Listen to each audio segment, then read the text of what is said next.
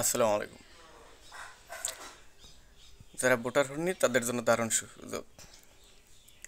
বাড়ি বাড়ি গিয়ে ভোটার তালিকা হালনাগাদ করবে নির্বাচন কমিশন। নতুন বছরের 20শে জানুয়ারি থেকে কার্যক্রম শুরু হবে। নির্বাচন কমিশন কর্মকর্তারা এ বিষয়টি নিশ্চিত করেন। এছাড়াও জানুয়ারির 5 তারিখের মধ্যে এ সংক্রান্ত প্রশিক্ষকগণকে প্রশিক্ষণ দেওয়া হবে। এ বিষয়ে ইসির অতিরিক্ত সচিব KM আলী নওয়াজ বলেন, 2025 সালের জানুয়ারির ইতিমধ্যে এ কার্যক্রম শুরু করতে পারবে বলে আশা করা হচ্ছে। এ লক্ষ্যে প্রস্তুতি নেওয়া শুরু হয়েছে। এ সংক্রান্ত প্রশিক্ষণ যারা পাবেন তারা বাড়ি বাড়ি গিয়ে তথ্য সংগ্রহকারী মাঠ কর্মীদের প্রশিক্ষণ দেবেন।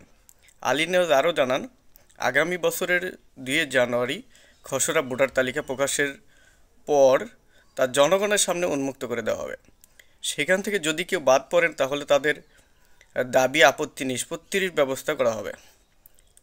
একে 2024 সালের হালনাগাদ ও 25-এর ভোটার তালিকা হিসেবে গণ্য করা হবে। তারপরও যদি কেউ বাদ পড়েন তাহলে আগামী আরও 1 বছর বাড়ি বাড়ি গিয়ে ভোটার তালিকা হালনাগাদ করা হবে। 2026 সালের জানুয়ারিতে যাদের বয়স 18 হবে তাদের জন্য তথ্য সংগ্রহ করা হবে। অর্থাৎ 2026 সালের জানুয়ারিতে যাদের বয়স 18 বছর হবে তাদের তথ্য সংগ্রহ করা হবে। তাদেরকে 2026-এর ভোটার তালিকায় অন্তর্ভুক্ত করা হবে। তবে তারা 2025 সালের কোনো ভোটার হিসেবে গণ্য হবে না। আর সেই ভোটার হতে যে সকল কাগজপত্র দরকার সেটা হলো, একে ডিজিটাল জন্ম নিবন্ধন দরকার। অর্থাৎ যে ব্যক্তি ভোটার হবে তার ডিজিটাল জন্ম নিবন্ধন থাকতে হবে বাধ্যতামূলক, বাংলা ইংলিশ সহ। তবে দ্বিতীয়ত দরকার হলো পিতা মাতার NID কার্ডের ফটোকপি, সেই কপিগুলো দরকার। তারপরে লাগবে নাগরিক সনদ। ইউনিয়নের বাসিন্দা হলে ইউনিয়ন থেকে নেবেন, আর যদি সিটি কর্পোরেশনের বাসিন্দা হন তাহলে সেখান থেকে সেই সনদ সংগ্রহ করবেন। আপনি আরও একটা জিনিস সংগ্রহ করে রাখবেন, সেটা হলো প্রত্যয়নপত্র। আপনি পূর্বে ভোটার হননি বা এটার একটা প্রত্যয়ন নেবেন ইউনিয়ন কর্তৃক, আর যদি পৌরসভার মধ্যে হয় সেখান থেকে নিয়ে নেবেন। তারপর দরকার শিক্ষাগত সনদ, সেটা দরকার। SSC ইন্টার যদি থাকে সেগুলো সংগ্রহ করে রাখবেন, আর যদি না থাকে তাতে কোনো সমস্যা নাই। তারপরে দরকার সেটা হলো বিদ্যুৎ বিল বা গ্যাস বিল বা পানি বিল, সেই লাস্ট 3 মাসের যে কোনো একটা হলেও চলবে, না হলেও কোনো সমস্যা নাই। আর একটা হলো, সেটা যদি কোনো পুরুষ হয় তাহলে স্ত্রীর NID কার্ডের ফটোকপি দরকার, আর যদি মহিলা হয় সেই ক্ষেত্রে স্বামীর ভোটার ID কার্ডের ফটোকপি দরকার। আর যদি না থাকে বা তাতেও কোনো সমস্যা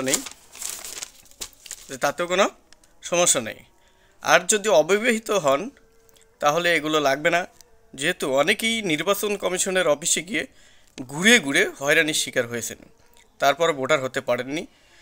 যেহেতু জানুয়ারির 20 তারিখ থেকে ভোটার তালিকা হালনাগাদ শুরু হবে আর আপনার বাড়িতে গিয়ে ভোটার করবে, তাই সবাই এ সকল কাগজপত্রগুলো গুছিয়ে রাখুন। তবে আপনাকে কিন্তু ভোটার ফর্ম পূরণের সময় সচেতন হতে হবে, কারণ যদি কোনো তথ্য ভুল হয়ে যায় তাহলে কিন্তু আপনাকে বিপাকে পড়তে হবে, পরে সংশোধন করার জন্য হয়রানির শিকার হতে হবে। যাদের NIDতে ভুল আছে তারাই একমাত্র জানে। যারা ভোটার হতে পারেননি এখনই, তারা ঘরে বসেই ভোটার হতে পারবেন। তবে অনেকে আছেন যে জন্ম নিবন্ধনে এক নাম আছে, তারপর ডিজিটাল যে জন্ম নিবন্ধন সেখানে এক নাম আছে, যে স্কুলের কাগজপত্র আছে সেখানে ভিন্ন নাম আছে, এরকম অনেকের হয়ে থাকে। তবে সেটাও কিন্তু যাচাই বাছাই করে নেবেন।